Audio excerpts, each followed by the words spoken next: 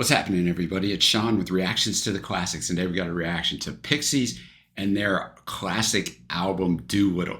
This is brought to us by our patrons. This is an exclusive Patreon album reaction that we do every month. Stays on Patreon exclusively for a few months, and it comes over to YouTube, depending on where you're watching this at. But a poll, they get to decide it. If you haven't already, check out the Patreon link below, the Patreon link on the end screen. We do a lot of cool stuff for you, and we super appreciate it. It keeps the channel going. All right, as is the case with all the Patreon albums, or at least so far, they're all classic albums, so there's a ton of research. This album's only 38 minutes long, but it's 15 tracks, so in that, you got to talk about every track. So this review or reaction is going to be a little bit longer, but I mean, I tried to take all the research I had, which was 57 pages that I started with on Word, and whittle it down, but you're still going to get a ton of information on this. If you know this album really well, I still think you're going to learn something for sure. I could be wrong. Now, I put first time hearing, but I did hear this album once when Trey and I did album drafts back in 2022, top 10 albums of every year from 1965 to the current time. But I mean, I was listening to 30 to 40 albums a week, so I just went through this quickly. I love this and Surfer Rosa, the album before this. I thought this was a little bit better, but who knows? I wasn't doing it like this. This is a totally different experience, right? Lyrics up, so we'll see what I think. But here comes the background. Here comes I'll call them quick facts. We'll see. If you don't know, Pixies are an American alternative band from Boston, Massachusetts, formed in 1986 by Black Francis, who would be vocals, rhythm guitar, and songwriter, Joey Santiago on lead guitar, Kim Deal on bass and vocals, and David Lovering on drums. They're associated with the 1990s alternative rock boom and drawn elements including punk rock and surf rock. Their music is known for the dynamic loud, quiet, loud shifts and song structures. Francis is a primary songwriter. His often surreal lyrics cover offbeat subjects such as extraterrestrials, incest, and biblical violence. Now, whether you know them or not, they were never very successful. You can argue this point all you want in the comments. You're going to see as we unfold through this. This was their biggest album, and it still wasn't that big. It was much bigger in the UK, but in the US, not at all. But where Pixies are so important in rock lore is their influence on other bands, which includes Nirvana, Radiohead, Modest Mouse, the Smashing Pumpkins, and Weezer. But we won't hold the Weezer one against them. Just joking, Weezer fans, sort of. The Pixies achieved modest popularity in the US, but were more popular and successful in Europe. I think I just said that. Their popularity grew after their breakup, leading to a 2004 reunion and sold-out world tours. Kim Deal left in 2013, was replaced by Kim Shattuck as a touring bassist. She was replaced later that year by Paz Winchanton, who became a full member in 2016. They recorded 3 new albums. Winchanton departed in 2024, replaced by Emma Richardson. Now, the 9th Pixies album, The Night the Zombies Came, was released in October of 2024. So there's a background on the band. Now, I'll tell you this, they were never more critically successful than the first 2 albums, the album before this, Surfer Rosa, and this album.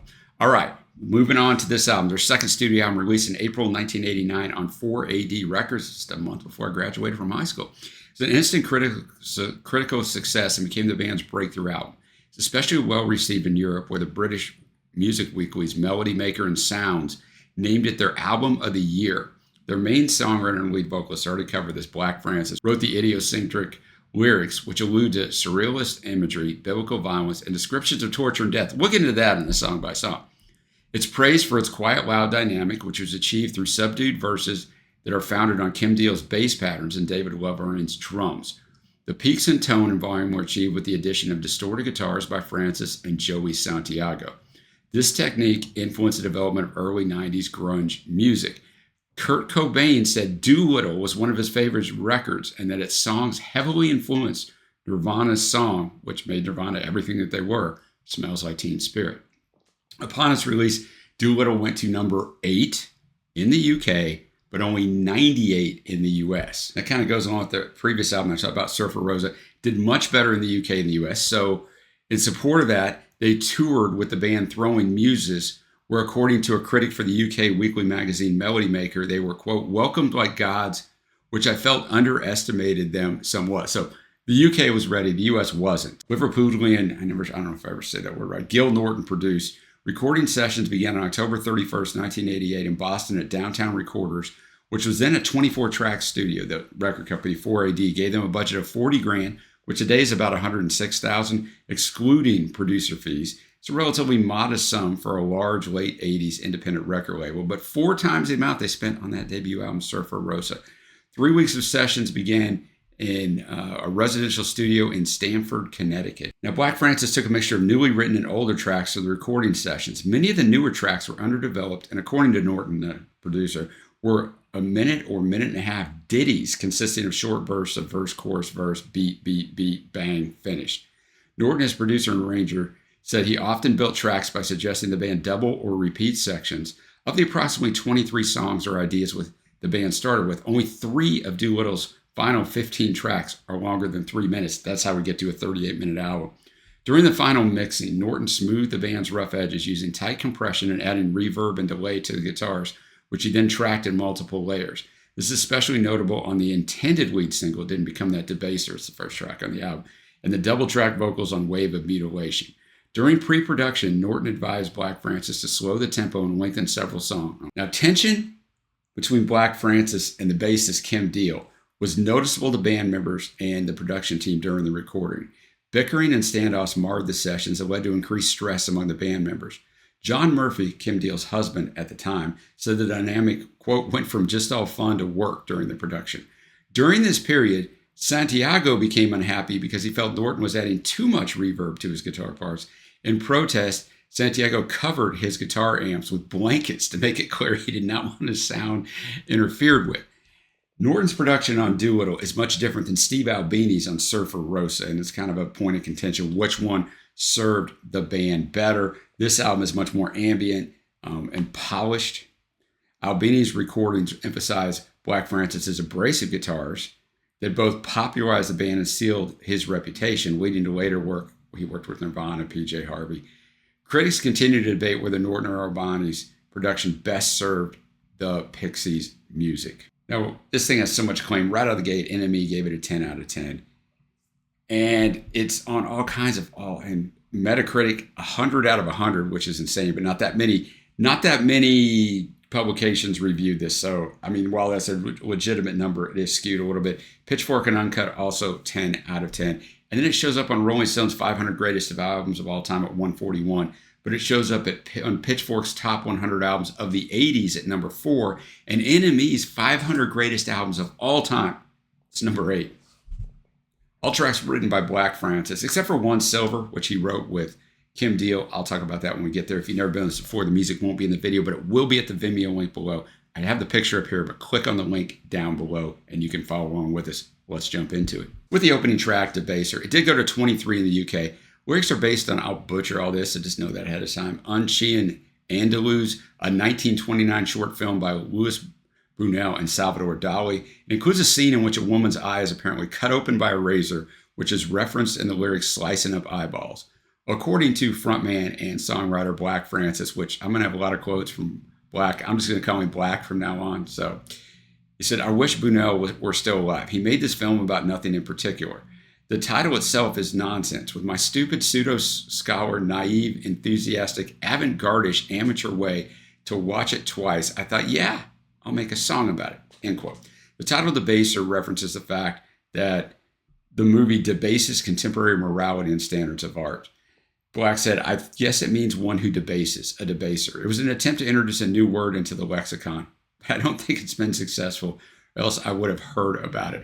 All right, I'm going to have the lyrics up as always. Thanks again to the patrons. All right, Debaser. It's almost 3 minutes long. It seems like it's a minute and a half in like a really good way because you got Black with those shouted vocals. Starts out with a great bass from Kim, and then Joey Santiago's guitar in there is just pivotal, right? I mean, David on the drumming is good as well. But this song is just fantastic, man. It's kind of like a, I don't know, what would you say, like a surf punk song, sort of? A great energy to start the album out with. And, you know, he changed up a little bit of the wording in it throughout because he didn't think it sounded too French. So he changed up the pre-chorus a little bit. But Kim back there just giving a little bit of harmonies and a little trade-off there, a little call and response. But her part's quieter. Love that too. Very well done. Next up, we got Tame. According to music writer Mark Beaumont, Tame and Gouge Away, a song we'll get to in a little bit, were among the Pixies tracks Kurt Cobain had in mind when writing Smells Like Teen Spirit. He liked the whole album, but those two in particular. Cobain said that was his attempt, Smells Like Teen Spirit, of writing a Pixies song The same influence can be heard in the Nirvana tracks In Bloom and Heart Shaped Box. Black told Esquire, the lyrics of the song are about college girls who lived in my neighborhood in Boston that I found obnoxious or whatever. Probably I found college people in that area obnoxious in general, male and female. Drunk college kids strutting around thinking they're great, and me in my obnoxious way declaring they're mediocre. All right, whole song is built just on a 3-chord progression, right? Very simple song, very short song.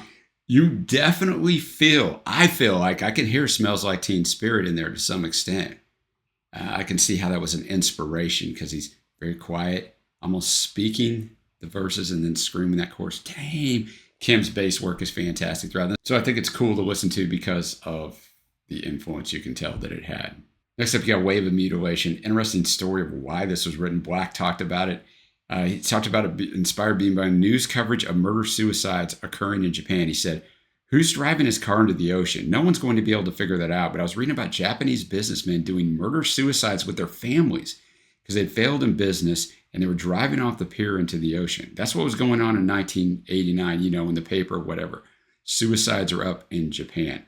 As for the song title, why is it called Wave of Mutilation? Black said, well, I don't know, because a wave is powerful. It's not this soft, beautiful thing, but like this crushing thing that turns mountains into sand.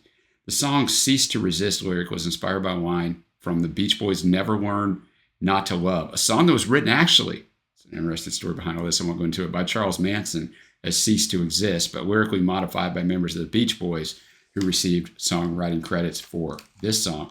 Francis joked they couldn't have ceased to exist because it was all powerful suicide stuff. Our Wave of Mutilation, the lyrics are simple. It's about what we talked about. The lyrics are not in depth. These are quick songs, 2 minute, 3 second. Here in Tame was 1:56, but this had much different energy than Tame, totally different energy, really, between Debaser, Tame, and Wave of Mutilation.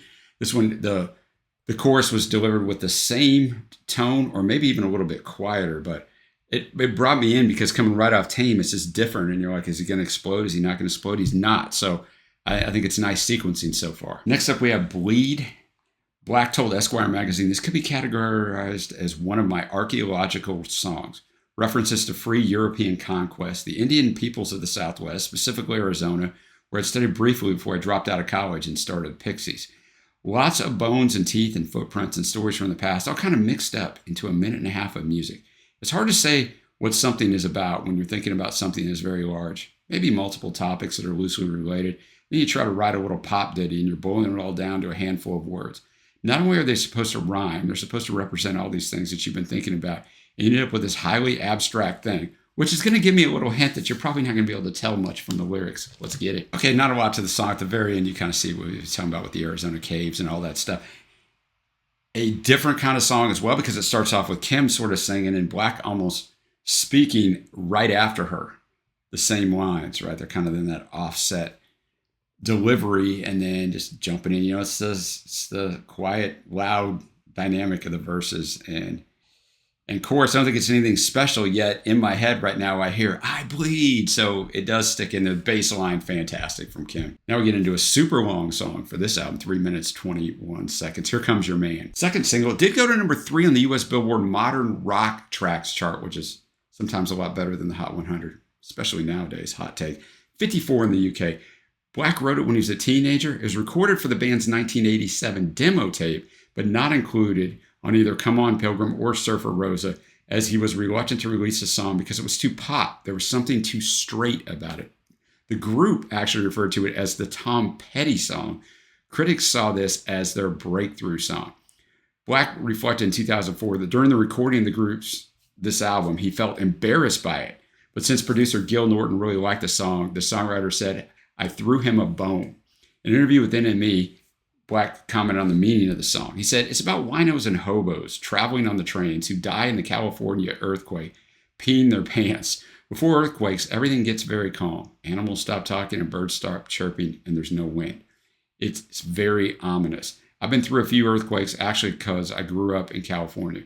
I was only in one big one in 1971. I was very young and I slept through it. I've been awake through lots of small ones at school and at home.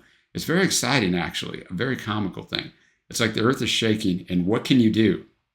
Nothing. All right, Here Comes Your Man. I do know this song. I don't know it greatly, but I probably know it. Well, I do know it more than any other Pixie song, which means I've heard it a few times. But It's fantastic. I get it. Maybe it's a little more commercial, but I mean, you still have Kim's fantastic bass work in there and the playing off of Kim and Black. I still think it's really good. I don't think it's that far out of the variance of the Pixies sound that we've heard so far on here. There's a lot of variants on this album anyway, but what does it mean? Who the heck knows? You read the lyrics. On Here Comes Your Man, Black said this. He said, at some point, it almost feels subversive to put things into music like Here Comes Your Man. I don't even know what that means in the context of the song. I think because it's talking about sad old men, a sort of sarcastic comment. It's a world that's dark and edgy, inhabited by hobos. It's like a dark David Lynch movie. So he doesn't even know. He's speculating on what his own lyrics mean. And I love that. It's fantastic. Next up, we have Dead, one of the biblical allusions in the Pixies discography. It tells the story of David's seduction of Bathsheba, which is in 2 Samuel 11 in the Bible. From the perspective of David, Black said, this song falls into a category I would call biblical. Some stories, mythological or biblical, whether they really happened, some stories resonate. Dead specifically is referencing David and Bathsheba, so that is definitely what it's about. Let's check it out. All right, Dead. I don't think there's much to this song. I mean, I don't really like this song. It's the first song on here I don't like, but it is different as well, and really it's a huge contrast from Here Comes Your Man, just in commercial accessibility, right? You know, he's talking about Uriah at the end, and, you know, Uriah was Bathsheba's husband, and because David cheated with her, David sent Uriah to the front lines to be killed in battle. It's a long story. It's an interesting story, but go to 2 Samuel and you can learn that story. But, I mean, it's fine. I mean, I don't hate it or anything. Next up, we got Monkey Gone to Heaven. It's the first Pixie song to feature guest musicians. They had 2 cellists and 2 violinists. They weren't in the studio with them. Gil Norton went somewhere else and later on and just put them into the song. But it's their first American and major label release. Went to 60 in the UK, 5 on US alternative airplay. There's all these different charts in the US if you don't live here. And a lot of them are similar. You know, earlier they'd hit the modern rock charts. Now they're hitting the alternative airplay charts.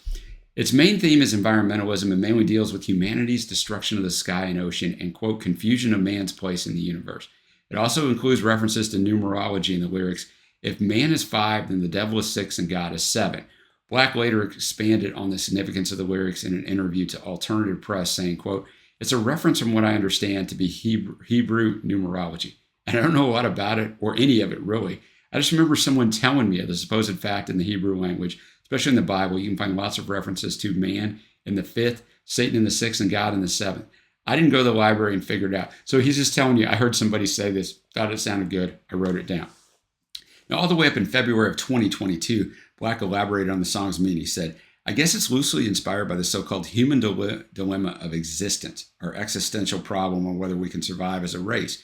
But it's told without any agenda or judgment. It mixes in some very loose biblical sing-songy things because, you know, the devil is 6 and God is 7 rhymes with heaven. It's a nursery rhyme with mythological folk imagery.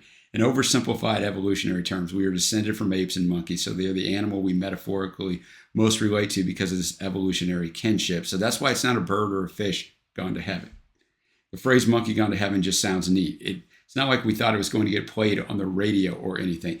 This song, and I don't think I know it, I don't think I've ever heard it, has insane acclaim. Melody Maker called it their single of the year in 1989, NME single of the year 22, Rolling Stone single of the year number 5, and on NME's greatest 500 songs of all time, it comes in at 197. Monkey Gone to Heaven, or you wanted to say this Monkey Gone to Heaven. I think one of the secret sauce of this album is just, you know, Kim and Black's interaction. Even though Black carries most of it, Kim's contribution, not just through like an absolutely outstanding bass throughout every single song, but also through what she adds that dichotomy to Black's more abrasive lyrics or vocal performance is fantastic. It really comes out on this song. The longer it goes on, the more it just kind of sticks in your head and you enjoy the vibe. And it's a much more chilled out vibe, but a fantastic song, deserves its acclaim. All right, the song that gets us to our halfway point of the album, there's 15 songs. This is song number 8, Mr. Greaves. It's been described as faux hillbilly and wired folk. I don't know what either one of those mean, but I guess we're about to find out. The lyrics take the idea of destruction further, suggesting the human race is doomed to extinction. Black told Esquire, I would say this is the same as Monkey Gone to Heaven. It's ecological, but it's in the spirit of, or category of mythology. Maybe not a specific one, but I do reference Neptune or Neptuna's daughter. There's a loose reference there. It's kind of end of the world nuclear reference in a science fiction way almost. It's about the end of the world, I guess. Mr. Greaves is the death character of mythology. The, quote, man in the middle is Dr. Doolittle.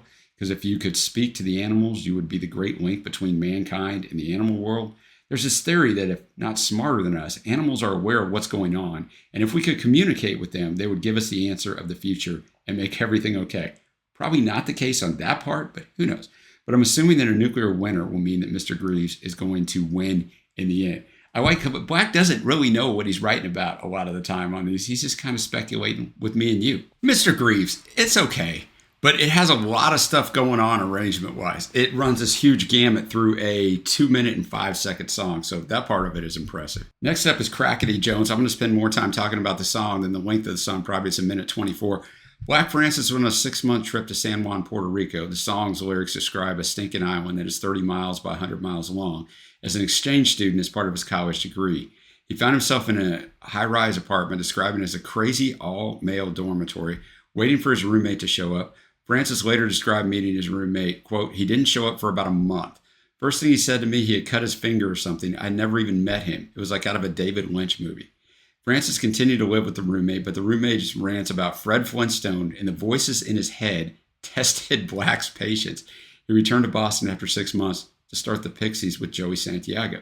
He told Esquire, "It's a personal history song about an old college roommate of mine. I think I have a lot more patience and understanding about mental health issues now as a middle-aged man. But when you're young and you run into that, especially when it's intimate, like when you're living with someone, it can freak you out. I think now I would have a more nurturing attitude about it." I mean, it's a frantic song. There's actually a lot of lyrics for a 1:24 Pixies song, but it's about what I told you about, but they really get after it. Joey's guitar work's fantastic. I think I keep mentioning Kim's bass work and not mentioning Joey enough, but the guitar work's fantastic. And the drumming, we're going to get to drumming in a minute, in a roundabout way at least, because we have La La Love You. It's sung by the band's drummer, David Lovering, who's doing a fine job on this album as well, in a baritone voice that was intended as a satire of the 1950s crooning style. Black asked him to sing it in a voice resembling Ringo Starr's 1960s tongue-in-cheek vocals. Its vocal style and simplistic lyrics, including the line "first base, second base, third base, home run," were intended as a parody of crude sex jokes. Because it was his first time providing vocals for a Pixies track, and he only sang 2 ever, he was very nervous, right? David was very nervous, so he took 4 shots of vodka before he went and laid this down. And he says that you can hear the bottles underneath his feet a little bit during the song, so listen for that. All right, so after reading the intro to that, and research, I was kind of like, oh no, man, this song might be really bad. It wasn't bad at all. I mean, you really don't hear David a lot. Black and Kim come in there, and you get all kind of, the whistling. It's more almost like an improvisational jam is almost what it sounds like. So it was fine. Next up, we have number 13, Baby. They should have made it the 13th track, right? It's the 11th track. But in a 1989 interview with NME, Black Francis said, "This is a collage of images of when I was growing up in Los Angeles. Number 13 traditionally means bad luck. But in America, especially in the 60s among bikers and Chicanos, the number 13 is the 13th letter of the alphabet, M for marijuana. It's really a goofy subculture, but it's kind of funny, and even today you can see it spray painted on walls. So it is about a Mexican girl or Samoan girl, a boyish sexual adolescent collage of Southern California living." Number 13, baby. This song is interesting because I'm about to say something that I would not think you would utter about a Pixie song. It's 3 minutes, 51 seconds. It actually feels longer. It's too long. But here's the thing. It's over with vocals at 1:49. Right, so the instrumental outro is longer than the actual song itself. And interestingly, when I researched this song, the outro was not on the demo of this that they recorded. So I have a feeling, because the outro is very repetitive, that Gil Norton, I don't know this for a fact, I didn't see it anywhere, he was encouraging Black to add extra verses, longer instrumental portions of it to make the album longer. I have a feeling maybe he just went randomly into this song and extended out the arrangement on it to get a longer song to get the running time up. This is my guess, and it shows. It's not a bad song. It's fine, and I don't hate it even with the outro, but you can tell it's different because Black's philosophy was mainly that songs should be short and concise, which I love. Well, back on song number 5, we had Here Comes My Man. Now on song number 12, we got There Goes My Gun, which according to the book The Pixies Doolittle by Ben Cesario, Black says the song is, quote, a scene. The actor is shouting across some expanse of space. Yo-hoo, yoo-hoo, yoo-hoo, yoo-hoo. Obviously, it's a space that contains potential danger, and There Goes My Gun is the result. Furthermore, he is proud of the song as an accomplishment in minimalism. Certainly with There Goes My Gun or Wow Wow Love You, or even the whole record in general. I was into, you don't need much. You just need these 3 lines. You don't need much. I don't know if There Goes My Gun works as some beautiful poem, but in terms of the movie totally works. He told Esquire, it's not really about guns or violence. It's like 1 or 2 squares from a comic book. A mystery in the darkness and the subsequent violence or attack that happens afterwards. There's not much left. There Goes My Gun. It's interesting. I use genius.com for lyrics. I find it to be by far the best lyric site. But on there you can annotate. Just people can annotate. Sometimes they'll have quotes from the artist, but people can just annotate what they think this is about. All the different things that people are breaking down about. He's making a statement about guns at the time in America and this and stuff. I mean, he said himself, he doesn't really know what it's about. What works on this song is just that little back and forth between him and Kim, right? It just sticks in. There Goes My Gun with that driving bass line. Got 3 songs left. Next up, we got Hey. Black Francis told in that same Esquire interview that I'm using for a lot of this, he said, people love this song. It's like our only R&B song with this 3-chord turnaround. Basically, it's our slow jam R&B song, or our version of that, I guess. I don't think we were trying to do that. It just sort of came out naturally. I suppose it's a relationship song. It's not really my own history, but distilled or culled from ancient stories of my parents from when they were younger. Things I heard or rumors, loosely based on that kind of stuff. Hey, it is sort of about attraction, and he's thinking about whores. I think kind of like, I got to get my mind off the physical and more to the attraction, because we're attracted to each other. We're kind of bound to each other. I don't know, but it's different, man.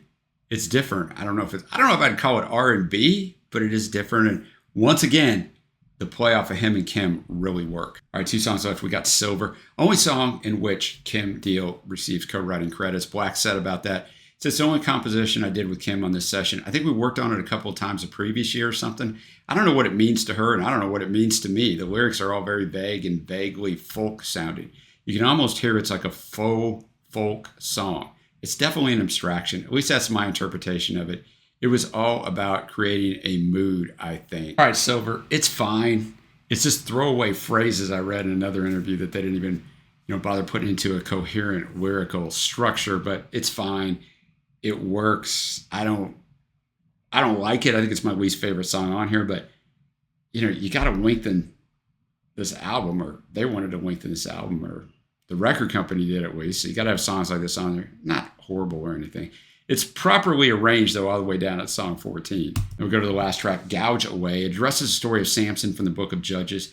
Empowered by God with supernatural powers, Samson's able to accomplish incredible things in the name of the Lord. However, his weakness for women and reliance on his long hair, which was the last part of the Nazarite vow he did not break, eventually led to his injury and death. Samson has his eyes gouged out by enemy Philistines in a time of weakness, explaining the title of the song. Black told Esquire that he thinks it's, quote, the best song on the record. He told NME in April of '89, it's a song about Samson and Delilah. You're the first person that's actually realized, probably because the song doesn't actually mention Samson or Delilah. So telling the reporter, you figured it out. It's sort of a sex story.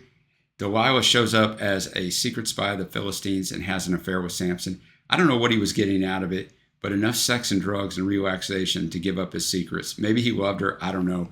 But they gouged his eyes out in the end. All right, Gouge Away. I don't know if it's the best song on this album. I don't know. It may be. I don't know. It's really good. A really fantastic way to end this album out. Tells the story.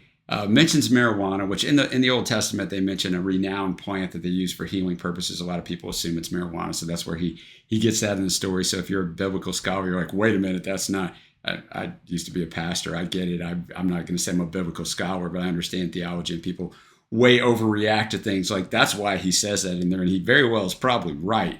But really good song, little fast or quiet, loud, fast, slow stuff.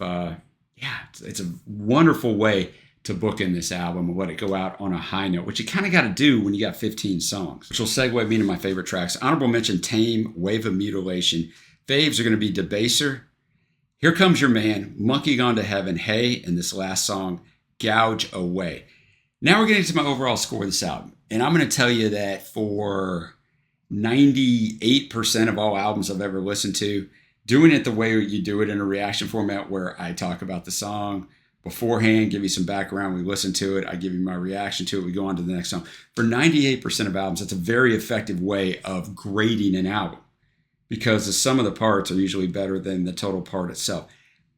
I think for this album actually would sound way better and be way more powerful I mean, I couldn't do it this way for a reaction, to just let it roll through, because it's quick. All the songs are quick, and it gets you from one style to the next, and you're just on this ride. So I'm going to grade it that way instead of, the second half of this album was definitely weaker than the first half. Not bad, but weaker. But I think if you're listening to it with one continuous listen, I think it plays much better, is what I'm guessing. So I'm going to give this a 9.5 right out of the gate.